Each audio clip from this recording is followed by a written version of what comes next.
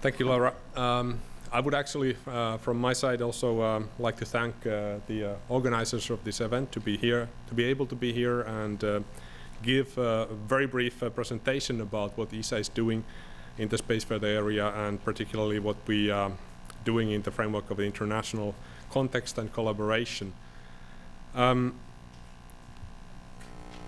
actually, just going back to my front slide, thanks to the presentation of Stephen Clark, I do not address all the space weather activities in ESA in my presentation. I'm looking at the SSA program, the Space Situational Awareness Program perspective. But of course, I have to say that ESA has a science program. We have science missions. Stephen Clark actually presented some of the science missions that we are doing together with NASA. Of course, everything that we do in order to develop space weather services and space weather products for the end users, the underpinning work for this understanding of the space weather, the Sun-Earth interaction, and also the solar physics is very much done in the scientific community and based on the data of these scientific space missions. So basically, I want to really emphasize that this is a part of the work that we need in order to develop our space weather capability. Also, I don't have my usual introduction slides to the ESA SSA program, so I'll just briefly mention that in the ESA framework, space situational awareness covers not just space weather, but also, of course, there is the space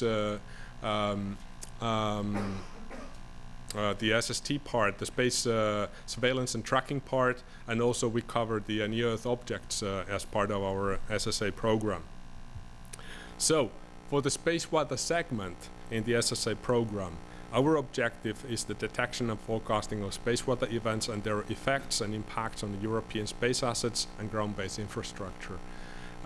We have seen, and you have also seen, I think, in frameworks of different presentations, the slides presenting the different impacts, the impact domains, the user domains of space weather, and so on. So I will not go very much into the detail of that.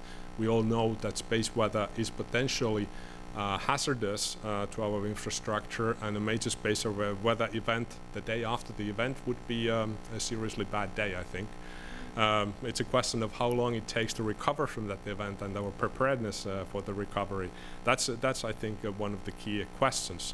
But of course, what we want to be able to do is to provide information about the event when it takes place, and we would like to make a forecast of that event and the potential impacts. In SSA program, the approach that we have taken is again slightly different. Terry Onsager presented the NOAA approach. Our approach, partly because of the structure of the European Space Agency, is actually more outsourcing our space weather capability. So our objective, our commitment, and also the mandate that we have from our member states is to leverage the European expertise in all areas of space weather. And we are building a network of what we call expert service centers, who will provide actually the space weather capability and the information and the space weather services to the end users. And basically, we are looking at utilizing the state of art of the space weather capability in Europe. We're looking at the utilizing state of art of space weather capability also internationally with collaboration, and also to advance this state of art. The approach that we have taken is sort of outlined in this block diagram.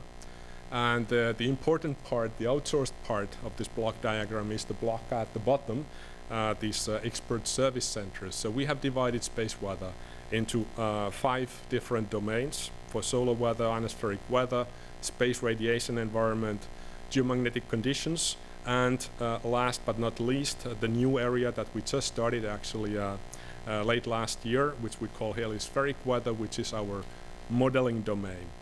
And what ESA is doing is to establishing kind of the framework, the infrastructure, and facilitating this system so that we actually have capability to collect the data from the sensor systems, from our own sensors, and also, again, international collaboration, the collaborating sensor systems, We plan to actually provide and create links for federated data archives, because there are many space weather data archives in Europe already today. We have a data center, basically a hardware center in Redu, which is kind of a central node for this system. We have a space weather service portal, like I think all space weather services globally. And then we have established also what we call a SSA Space Weather Coordination Center, SSCC, which is located in Spacepol in Brussels in Belgium, which is our user interface, our help desk, and also the center who coordinates and monitors that this system is operating properly. But the key point is that the expert service centers that are located actually all over Europe in our member states, they have the expertise and the capability, and actually they produce the space weather services that we are providing to our end users. And in the next slide, you have actually a map. I mean, the list of institutes on the right is not meant to be readable. It's something that you can actually check afterwards if you're interested who's involved today. At the moment, we have 36 different entities in Europe involved in this system, and these entities are all involved in providing actual services and products to the end users through our system. And as you can see actually from this system, it means that I'm spending very little time in my office, because we have contracted out all this work, so we have industrial contract with all these members here, and actually because we have 36 entities involved, if you think that we have one progress meeting with every entity every month, it's already actually more than the working days in the month. So this system is keeping us busy. And we planned, actually, this is the start. This is the first step of this system. I think when we are finished with the development within the next 3 to 4 years, in the next phase of the program, the number of entities that we have involved is closer to 50, but on which side of 50, I don't know. It might be even over 50 entities that we have involved. But the key thing is that these entities, they really provide all the European capability, and we are quite ready actually to look at international collaboration in this framework to actually do the validation and verification of our products, but also as a collaboration to develop better capabilities. The let me see. Yeah, that's just the color coding of the different entities in which expert service center they are belonging to. So, what is ESA international collaboration strategy? As you have actually seen, we do international collaboration every single day, because that's the nature of the European Space Agency. So we're working with our member states every single day. But obviously, and this has been mentioned by many speakers already today, we need wider global international collaboration. One thing that was already mentioned today was the ground-based observations. We need global ground-based observation systems.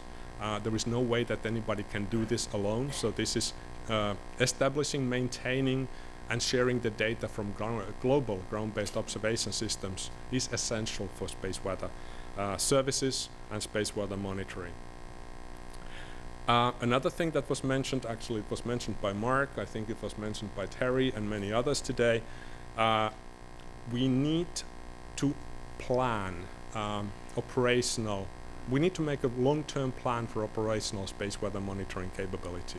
We have very few operational space weather systems at the moment. Actually, I think officially speaking, the NOAA GOES mission and then now Discover are the only operational systems that we have in space today. Everything else is, I mean, it's excellent that we have scientific systems in space. They give us capability that we have today.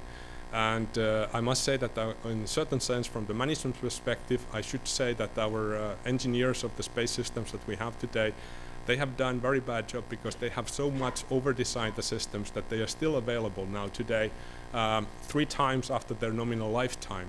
But at the same time, we have to be very grateful that they have done this, because otherwise our capability today would be severely limited. But we cannot continue like this. We definitely need to make long-term planning and start to take actual steps into implementing our operational space weather monitoring capability. And in ESA, we are very, very interested of doing that. I think Terry mentioned already the international frameworks where we are doing these discussions and collaborations. We are participating in those discussions. I think Ian is going to mention some of those frameworks again, and then we have Jerome also talking from the WMO framework. Regarding the actual steps of implementing space hardware, ESA is very much looking forward for international collaboration, for missions, for instruments, and establishing a system that provides us sufficient information. And our particular interest, of course, as a space agency, is on the missions to Lagrange points, L1 and L5. And there is a clear reason for this, because we are a space agency. Our scope of space weather services is probably a bit wider than, for example, NOAA or the UK Met Office, because we provide space weather services to our own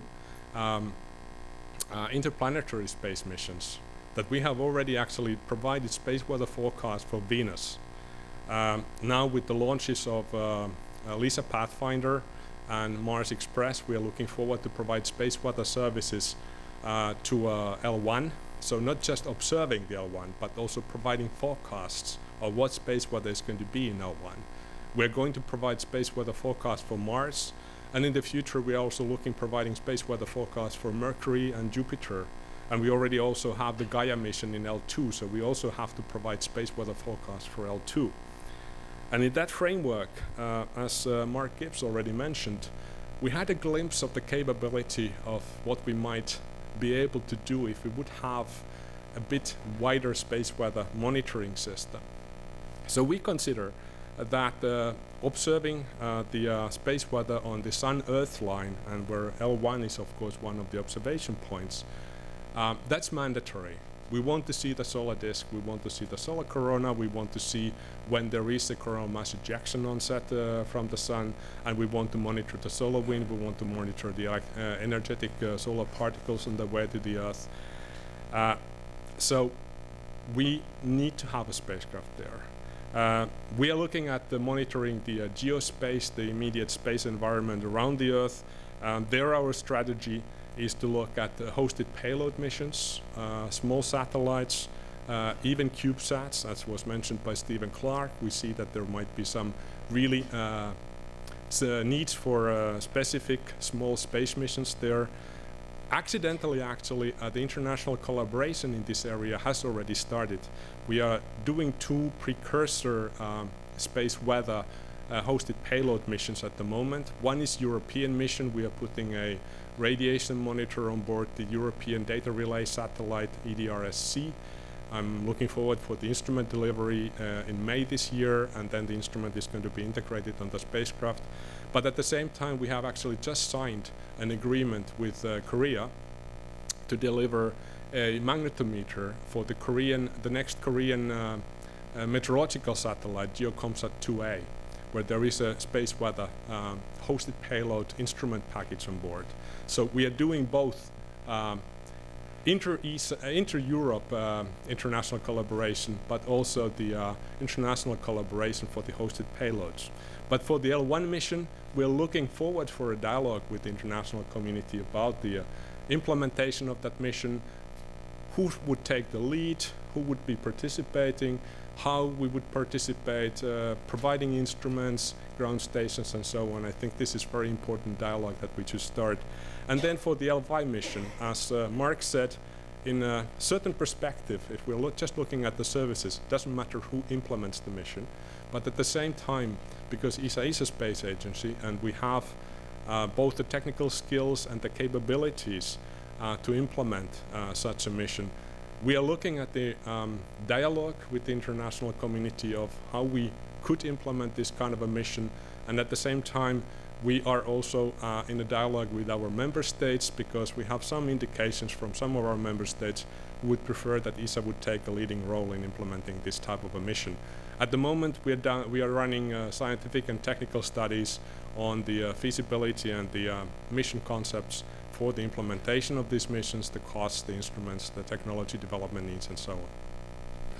So this completes my presentation. Thank you very much for your attention.